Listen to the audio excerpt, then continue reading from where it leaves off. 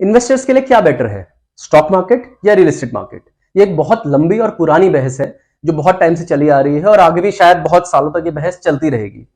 But मेरे कुछ views हैं जिसको जो मुझे लगता है कि रियल एस्टेट मार्केट में कुछ एक ऐसे पॉइंट्स हैं जिससे कि थोड़ा बहुत एडवांटेज है स्टॉक मार्केट की तुलना में। तो आज के वीडियो में मैं आपसे वही डिस्कस करना चाहूंगा।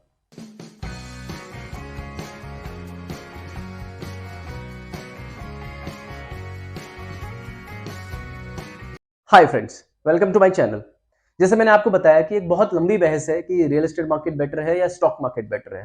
देखिए, वैसे दोनों ही मार्केट्स के अपने प्रोज एंड कॉन्स हैं। मैं उसमें बहुत डिटेल में आज इस वीडियो पे नहीं जा रहा हूं, क्योंकि होता क्या है कि जो स्टॉक मार्केट में इन्वेस्ट करता है उसको स्टॉक मार्केट की कुछ चीजें बहुत पसंद आती हैं, और जो रियल एस्टेट मार्केट में इन्वेस्ट करता है उसे रियल एस्टेट मार्केट की काफी चीजें पसंद आती है, जिसकी वजह से वो रिस्पेक्टिव मार्केट्स में इन्वेस्ट करते हैं।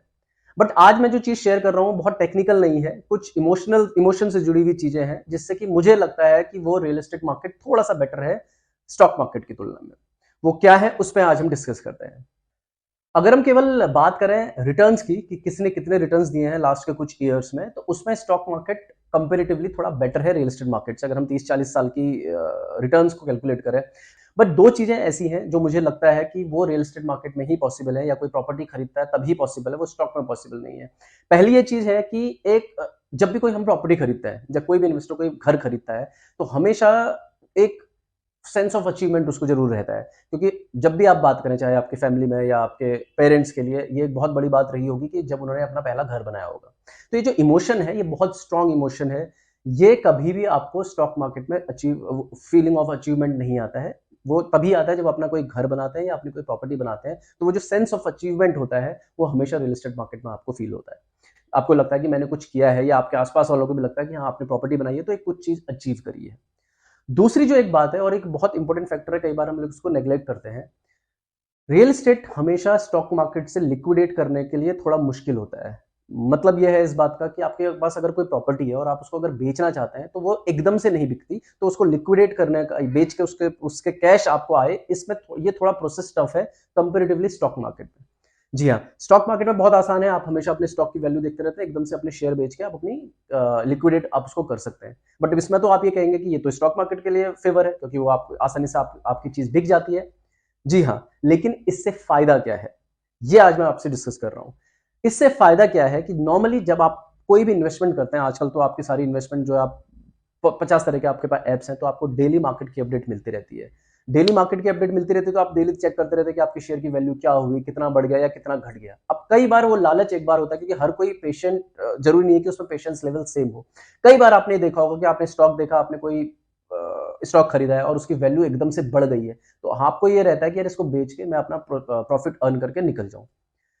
अब आप कोई एक स्टॉक पे तो इन्वेस्ट करते नहीं, आप बहुत सारे स्टॉक पे इन्वेस्ट करते हैं, तो कोई स्टॉक आपको प्रॉफिट दे रहा होगा, कोई लॉस में होगा, बट आप हमेशा ये देखते हैं कि प्रॉफिट है तो निकल के लिक्विडेट करके आप निकल जाओ। तो उसमें जो लॉन्ग टर्म में आपको ग्रोथ है वो नहीं मिल पाती, कि आपको जैसे ही आपका स्टॉक में 20% 25% की रिटर्न मिली, आप एग्जिट कर जाते हैं, जिससे आप लॉन्ग टर्म में जो बेनिफिट उस स्टॉक से हो सकता था आपको, वो नहीं होता है। जबकि प्रॉपर्टी में ऐसा नहीं है। अगर प्रॉपर्टी, एक तो आपको डेली अपडेट नहीं मिलती है, जब आपको बेचनी या खरीदनी होगी तभी आप उसका प्राइस लेने जाते हैं मार्केट में।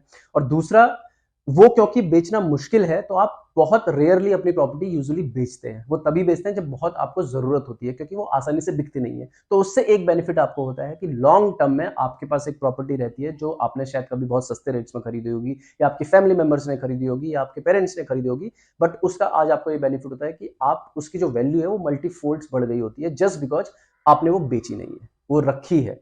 अगर प्रॉपर्टी भी आसानी से एकदम से शेयर मार्केट की तरह बिकती, तो वो आपकी प्रॉपर्टी शायद आपने अब तक संभाल के न रखी होती, वो आप पहले ही बेच चुके होते। तो एक बहुत बड़ा ये फैक्टर होता है, जिससे कि लॉन्ग टर्म में अगर आप बात करें तो हमेशा आपको प्रॉपर्टी बेनिफिट ज्यादा देती है।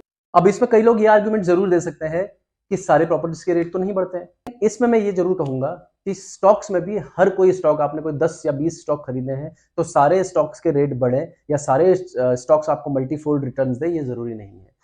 स्टॉक्स में भी 20 या 30% का ही रेशियो होता है जो स्टॉक्स आपके बढ़ते हैं, लेकिन प्रॉपर्टी में ये बहुत कम चांस है कि उसके प्राइसेस गिर जाएं।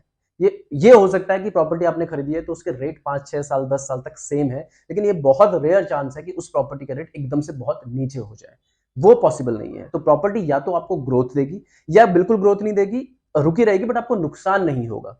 जहां जबकि शेयर मार्केट में 20-30% स्टॉक्स ही ऐसे होते हैं, अगर आप ओवरऑल कंपेयर करें, जो कि आपको बेनिफिट देते हैं या मल्टीपल रिटर्न्स देते हैं। जबकि प्रॉपर्टी में या तो प्रॉपर्टी आपको रिटर्न देगी या सेम रहेगी, बट नुकसान होगा उसके चांसेस बहुत कम होते हैं।